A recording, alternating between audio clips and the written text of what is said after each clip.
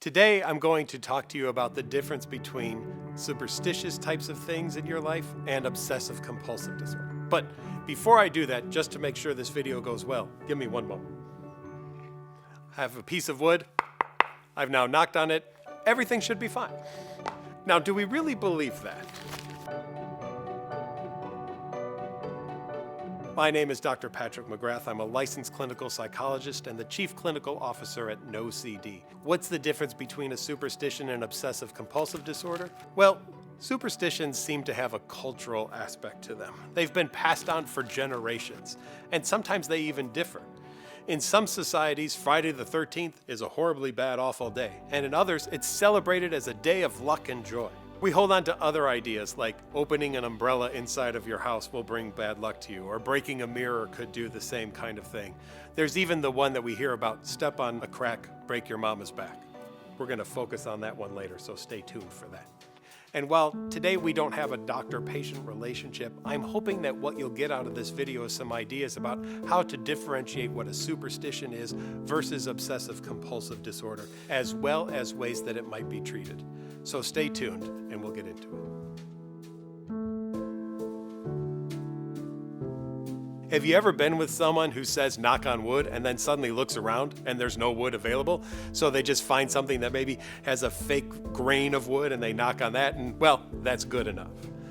That can work for a superstition, but I'll tell you what, OCD would not accept that. Superstitions are things that we have held on to based on family tradition or culture or the past. Most people, if they can't do their superstition, will be able to rationalize through the experience and be able to still do what they need to do, saying, okay, this time I won't do it, but the next time I'll do it. You wouldn't see that rationalization work well in obsessive-compulsive disorder. In OCD, there is an actual belief that if something isn't done, something bad will happen and you will be the cause and purpose for it. And while there may be that kind of feeling in superstitions, again, most people recognize that if I don't do it this time, that's all right. Superstitions are just more of a thing that we do now. OCD, though, is much more than a thing that we do. In fact, OCD is something that can significantly interfere in people's lives. If you're noticing that things are really interfering in your life and you can't get past them without doing certain things a certain way, that typically goes beyond what you'll see in superstition. Maybe OCD plays a role in that. Let's talk about the cycle of obsessive-compulsive disorder and what it looks like.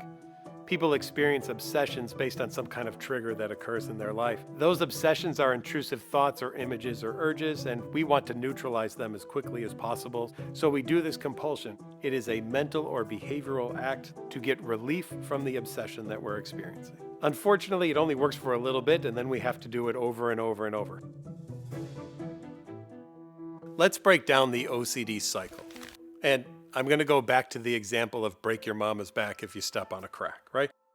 What would happen is the trigger would be we see a crack and we think to ourselves, I better not step on that because if I do, something bad will happen to my mom. Her back will break. And so I purposely walk without stepping on any cracks. And what do I learn when I do that? She doesn't get hurt. And that reinforces me doing that over and over again to make sure that my mom does not break her back. Now, in a superstitious experience, you might sing that song with your friends when you're kids, and then for a while not step on any cracks, but throughout the day forget about it and just go about doing things. The reality is the superstition is just there, and often it fades into the background. Guess what doesn't fade away? Obsessive-compulsive disorder.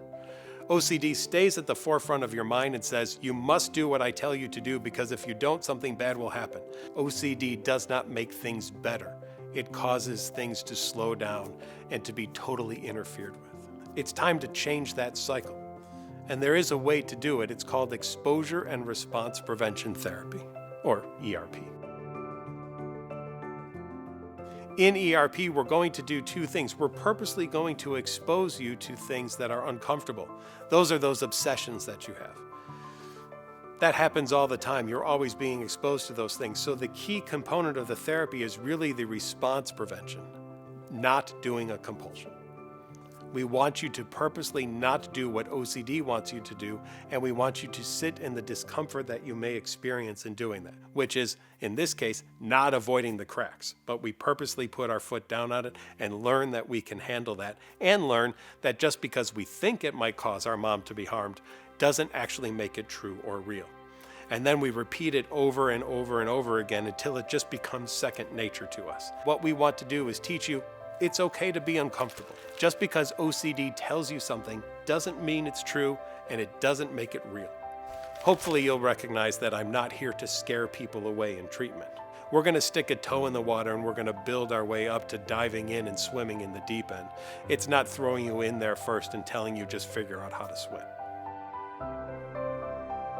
If this sounds like something that's going on in your life, please know that there is help available. But not all therapists are the same. You want someone who knows what ERP is, knows how to diagnose and treat OCD, and has even treated more in cases of anxiety and OCD in their past as well. And if they haven't, at least they're under the supervision or consultation of someone who is an expert in the field. Now, if you're looking for help, you can check out things like the International OCD Foundation. They have a great directory on their website, and you can also check out NOCD. NOCD has an app available, and it's also a website, nocd.com. You can even talk to one of the team members for a free 15-minute call. After that call, you can be set up with a NOCD-trained OCD therapist. They are licensed and likely will be able to take the insurance that you have as well. When you start sessions with NOCD, you'll be able to do face-to-face online therapy, and you'll also be able to use tools between sessions as well to help you, such as messaging your therapist or even peer-led support groups. Our goal is you get the help that you need. If you think that this was helpful today, please check out links below and also information from Healthline. Know this, there are superstitions in the world, but there's also obsessive-compulsive disorder, and there's help available for it if you need it.